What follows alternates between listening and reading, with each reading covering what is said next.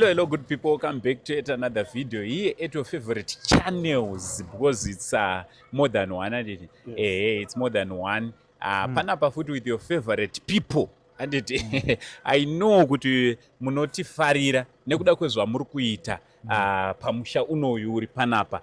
Transformation yamuri kugadzira day by day, little by little, tichitosvika ikoko. Asi chekutanga kana uri munyowaniwo zvoitika kuti pamwe watanga kuona nhasi Chibanda Media or Saint TV, ndakuchikukumbirisa kuti subscribe. That is, if you are watching us from YouTube, subscribe, turn on your notification bell so that every time we upload a video you will be notified. Also, don't forget to follow us on our Facebook pages, accounts iwo Chibanda Media and Saint TV respectively. Ndichitoti makadi aiwa nhasi tadzoka zvakare after a very long time tisina kuzomira panapa nekuda kwezvikonzero zvakasiyana siyana.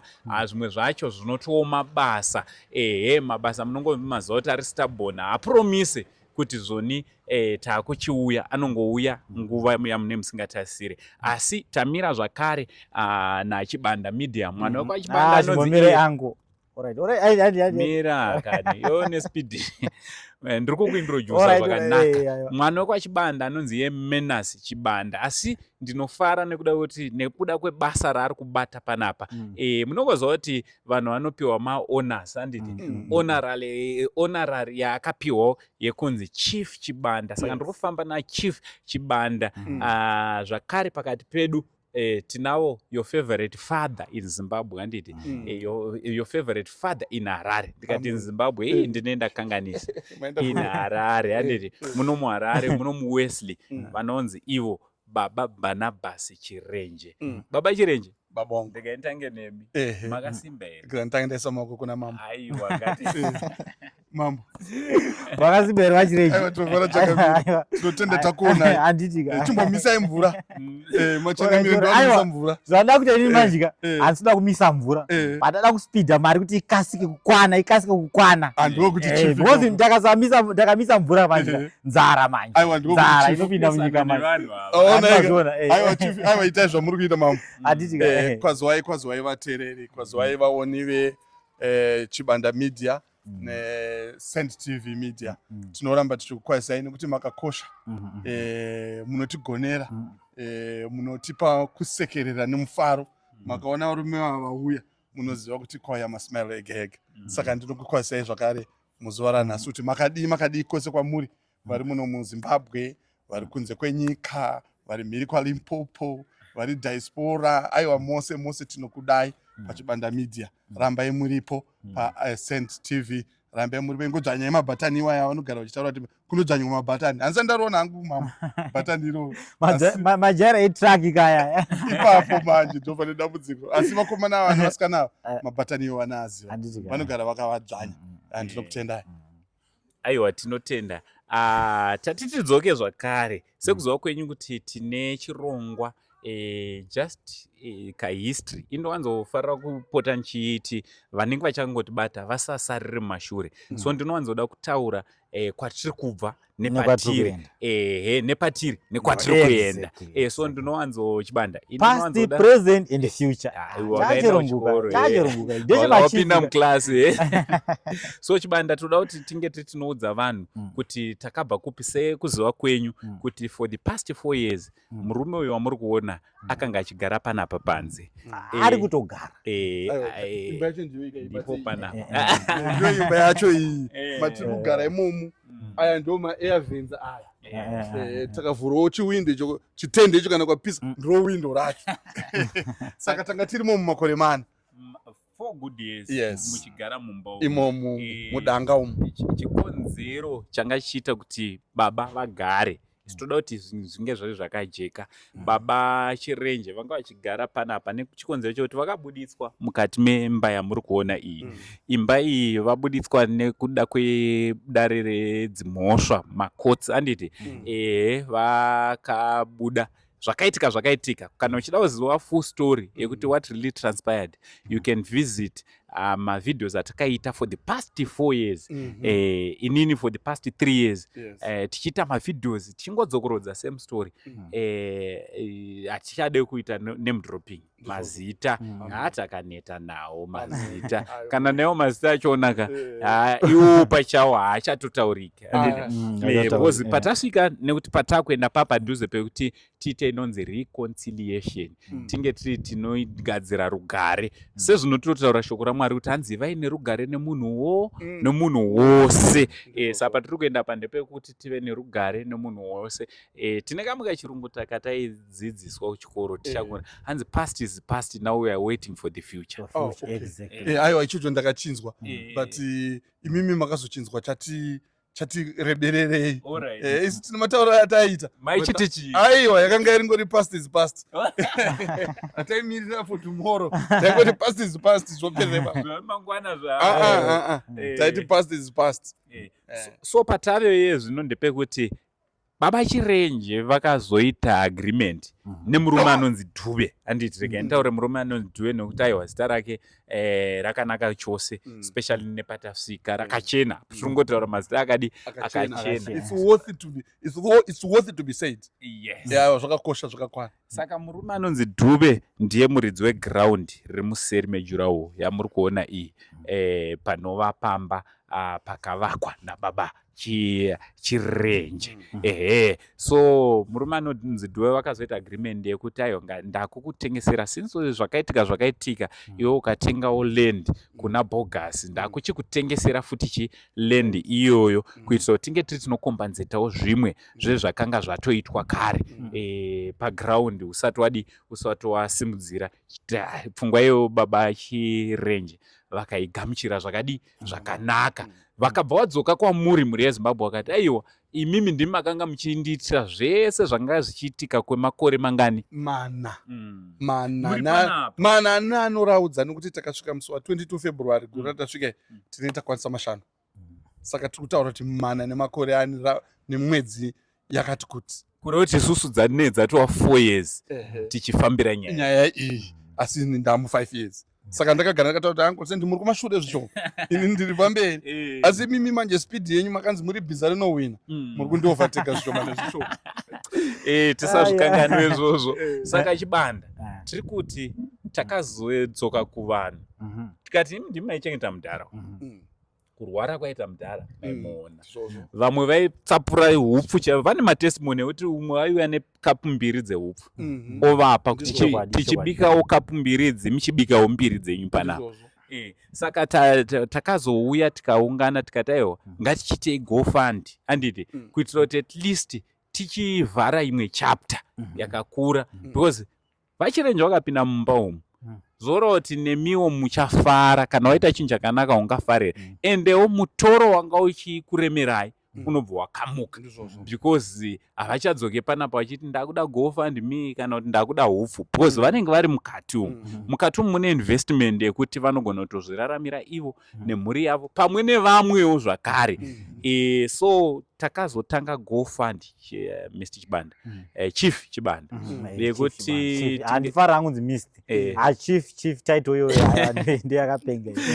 Saka GoFund ye$25,000 USD. Ndinofara nekuti takamira panapa mazuva mashoma kana kuti mavhiki mairi adarika tichitanga chinhu ichi. Chakanga chichita sechakaoma nekuti figure ye$25,000 yakanga ichirema, but nhasi toda kuti tipete tikombere nekuda kwevidhio rino kana tikagona kuti patinosangana zvakare Chibanda tinge tinotaura kuti mari yedu yakwana.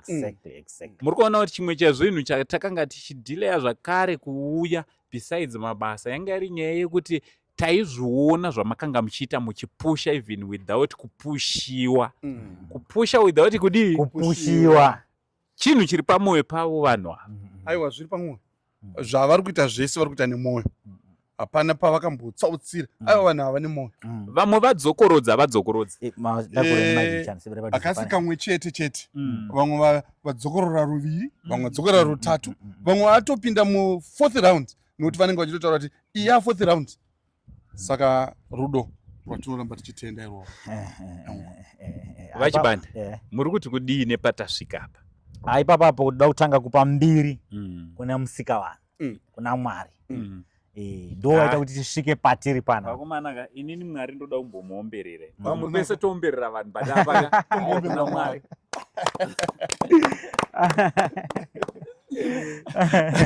Because zveshuwa Musikavanhu. Because Mwari ndo vakavhura mwoyo wanhu ivo vakapa, handitika. Ndo vakapa zvinhu zvokuti vanhu ivo vakwanise kuzotipa futi kuno, handitika. Saka mbiri hombe kuna Mwari. Kuna Mwari ikodzero yavo, ikodzero yavo. Ndo varidzi ni ikodzero yavo. Ungati mukana wandisina ndaigona kumbo shaura kamukanziyo kandaimba ndiri kuchechi. Aiwa kashaurei ndakupai mukana. Sa mamboka vakupai mukana. Musazondifananidze nana ndanano vanoimba. Nana Prince Chigwida. Musazondifananidze nana Prince Chigwida vanoimba, nana Charamba kana nana Japreza paVoice kana na wangu favorite ndi Freeman. Mazuva ndiri kumhanya na Freeman eka. Freeman ndomufarira zvekudaro. HKD Boss aiwa ndechangu zvekudaro. Ndaizomba kanza kuti ndinodzorera mbiri yose kugwaya natinodzorera mbiri yose kugwaya kwayana raMwari Baba raMwari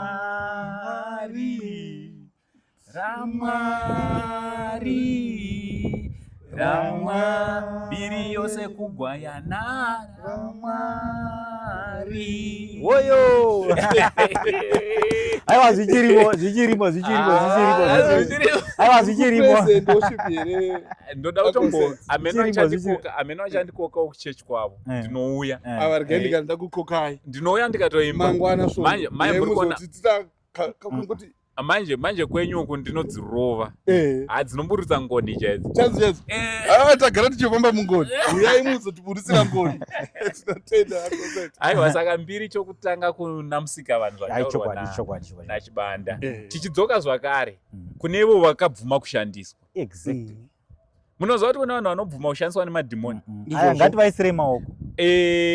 Vabvuma kushandiswa nemadhimoni voita zvavanzi vaite, but ava vanhu vakatitarisa vakabvuma kushandiswa naMweya Mutsvene naMwari. Amen. Ngirozi dzavo dzichivakontrola so vachiita zvavanzi vaite naMwari. Saka aiwa maoko. Manja. Manja. Aya ndokasabhukwa. Ndizvozvo. Haini kana chero ndikatorora ka maoko gusu ndozapa. Munohaya toenda naye mudharo. Aiwa munonditora. Tinoenda tese. Mazano chachirungu. Chere kwako ngunzi kune nyama. Aiwa ndouya. Unozani mazano chachirungere. Unokwanisa kuhaya vanhu vanokuchembera panhamo. Unokwanisa kuhaya vanhu vanokuomerera gusu. Unokwanisa kuhaya anoimba pamuchato. Izvozvo ndozvokuhaya. Mazuva ano hazvichane zvazvokudadirowa kunehama kunzi atiende newe chichi vanoshamisika takuposta tiriko tinana baba chiremba. Izvozvo tinenge tiripo vanovhunduka. Alright, aiwa tinotenda Mwari. So chatakukurudzira takaita dambudziko. Anditi takaita dambudziko mukuru yakazogadziswa here baba? Mukuru yakagadziriswa Poshi. Yakabva yadzoka futi kuramba. Asi tiri kuenda zvakare kumukuru paAngwa City apa ndo patiri kuigadzirisira. Yoenda futi inogadziriswa zvakare. Alright, saka chatichaitaka isusu pamukuru ndiyo yega isiri kudi isiri kufunctiona, but zvimwe zvese zviri kudi zviri kuita, but for the sake yekuti mukuru yachona tiri kuida. Handiti kune umwe ari kutongoti ndine mari mukadhi remukuru. Tichamboshandisa nhamba zita riri pascreen iro pamukuru chete, only mukuru. Kana uchinge wasenda wobva waenda kugroup wobva wanodii kweza proof yekuti wasenda. But mamwe ese maremittance ese zvakaita nana EcoCash, World Remit, Western Union, kune Mama Money, kune Remitly, ese tiri kuti shandisa zita rinonzi N-Betson. N-Betson nenhamba dziri pamberi pa N-Betson ndoko unoshandisa only mukuru nhamba idzo dziri pazasi. ipapo taitira kuti tisarasikirwe ndizvozvo handiti taitira kuti tisarasikirwe zvinhu zvachona zvibve zvinoitwa zvichijeka but tiri ipapo tasarwa nemari posi paipai taimbowerenga kuti taane mari apa takuda kuti tizive kuti tasarirwa nemari mubve matitsanangurira futi tinoda actual figure baba because pane nyaya yemacharges musaisiye nyaya yemacharges kuti macharges akatirova mari inogona kusvika mari yes macharges tichitaura zvemuno muzimbabwe ekunze kwaari kuuya ari in pounds but tikatitaura zvemuno muzimbabwe mari yatanga tinayo pamacharges patakaisa kubank nekuibudisa iri kutirova about 310 USD. Tine zvimwe zvokuti varume ava vari kuita basa iri vanoda madata vanoda to fuel here and there kwete tinoti every day here and there takazviona kuti aiwa zvakakosha kuti varambe vachimhanya yakatisvikirawo kuma $300 ikoko saka takaisanganisira tinoti macharges edu ari pa $700 ese ari pa $700 saka mari yatanga taunganidza mari yange yaunganidzwa macharges okugofanda munokataura futi macharges okugofanda handinyatsaziva ari kuya ari in pounds asi ndataura emuno chete saka zviri kurevera kuti mari yataunganidza yese kusanganisira nemari yegofund taunganidza mari inoita 19,000 zvoreva kuti 19,000 iyi taibvisa macharges kusanganisira kumhiri nekunoko saka mari iri kudiwa yasara ichinozoita zvaine macharges aeno 6,000 saka nhasi panapa totaura zve6,000 kuti mari iri kudiwa i6,000 aiwa ndofunga izvi zvakangojeka sezuva handiti zvakangojeka saka takukurudzira kuti kudii chibanda kune vanhu right takukurudzira kuti hama dzangu kwatabva ndokure patakuenda ndo padhuze ndofunga tasara ne6,000 saka tikurudzira isusu kuti panhamba dzambotaurwa nasekuru wenyika munongodoneta ipapo hakuna mari inonzi ishoma ingave 50 cents ingave 20 cents ingave 1 million ingave 1 billion ingave 1000 zig ngatidonete hama dzangu kuti mudhara tese apinde mumba nekukasika ndinoimba inini kuti next week chaicheka so ndati kubata irika magoni anofanira kuvhurwa right vanhu vandoona nichidaiwo ndiri kutocheka madetsi zviri kutinongedzera kuti musi wa14 its next week on Friday handiti Friday ndopatine chirongwa chekuti tipedze mari yasara 6,000 magoni emba iyi adi avhurwa by next week Friday tinofanira kunge tapedzerana zvekuti kana zvikagona baba Saturday tinofanira takutotanga kuronga urongwa hwekuti magoni awa next week official opening handiti vemakambani vamwe vaiti vada kunge vachiuya vamwe vachiti toda kudii mabhoo vamwe vachiti ndo patinenge takukuti aiwaka mukana wekuvhura apa wadii wasvika saka tiri kuti kubva pazuva ranhasi kusvika musi wechitatu musi wechina tinofanira taunganidza 6,000 iyoyo tibve tapedza chibasa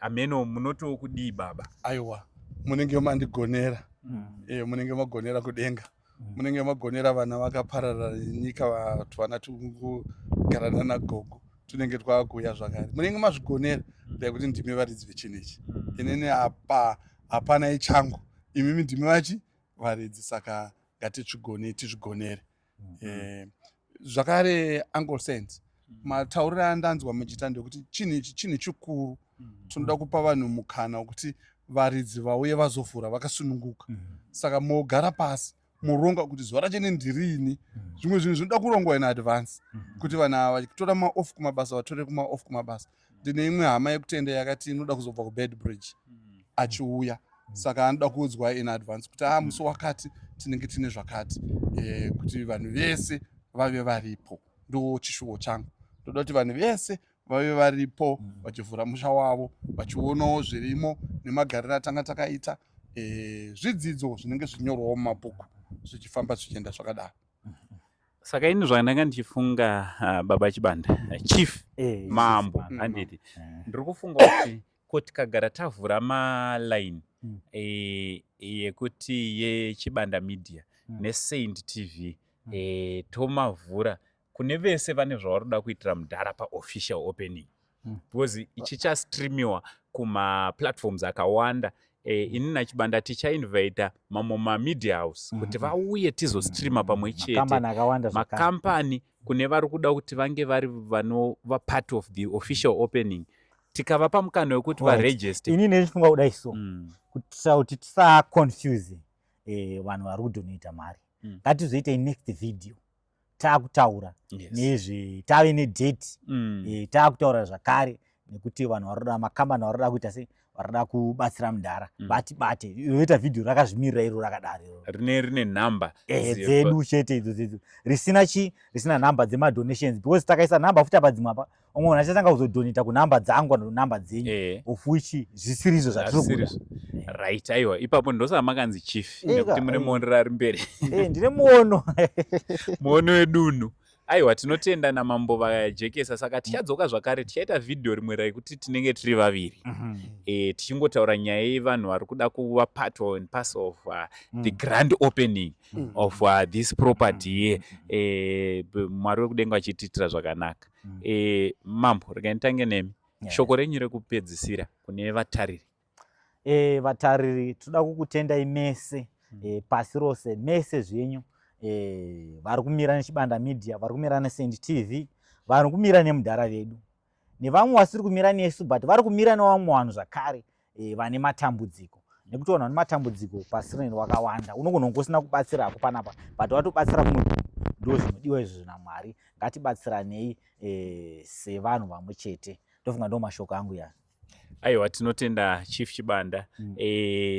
Baba Chirenje, baba wangu, patasvika apa shoko renyu rekuguma ranhasi kwete rezvachese zvanhasi mungada kuti aiwa zvanhasi ndinoda kungotaura ndichitizvo tasvika sesifikile sesifikile aiwa zvanhasi ndinoda kuti tasvika. Hama dzangu ngatirambe takangodaro tisadzokere kumashure. Kwatabva ndiko kure. Vakuru vakati dzotsuro inorema yasvika paumba asi imimi ndinoziva kuti hamuremerwi nokuti dai manga makaremerwa mungadai makaremerwa day one. Saka ndinoramba ndichikutendai muri kuramba muchimira neni. Rambai muchitendwa Mwari wokudenga vakugonere vakuitirei zvakanaka. Ndo mashoko angu ezuva ranhasi asi ndinawo amangwana nekuswera mangwana. Saka imimi sekuru wenyika mashoko enyu ekupedzisira ndeyekuti kudii? Alright, ndandichiti mandikavhira kamatotaura but since alright imimi kachiita sei sasekuru wenyika ka chiita sei chingodonongodzai. Aiwa ndichida kuti nditende zvakare kune vese vakashare mavideos makatikoshera kune maplatforms ese akange achishare manyaya nevachiri kungoshare nevatoshare video rinoeri nevatashare yes vachirenje. Mwari wekudenga vakuitire zvakanaka kune vese vasati vaita donation nevese vari kuda kuita madonations avo. Ndakumuya pamuri ndakukumbirisa kuti chiwanikwa muri munozadzisa link reGoFund me rimo mudescription kana pafirst comment zvichidaro zvakare tine WhatsApp group kune vanenge vachida munogona kutibata and then tokupai link rekuWhatsApp group. Iri rakanakirei kuti kana uchinge watumira imomo ndo mune vakatumira uko hakusi kudiwa maprayers kugroup. Tinonamata hedu tiri kumba but harisi prayer group. Iroro igroup rekuti uchingopinda wotoita iyo donation wobva watoratidza proof. Tiri kungotaurira izvi nekuti kune vamwe vakapinda wobva watanga kuda kusenda minamato nechii. Ayo minamato riripo group reminamato. Alright, panyada kuti ntauro ipapo ka munamato wakanaka wakakosha une simba. Asi toda kuudzana chokwadi vanhu vaMwari paripo pamwe pausingashandi wakaona munhu ane nzara iwe tenga chingwa umupe adya agute autaure ndimi wozomunamatira zvakuita kuti spirit of poverty achiite se ipere but wamboita se wambomupa chinhu chiri physical chaari kuda panguva yacho iyoyo kuti isvike 19,000 ka vana kutaura nendimi vanhu vakabata homwe dzavo vakakanda mumari.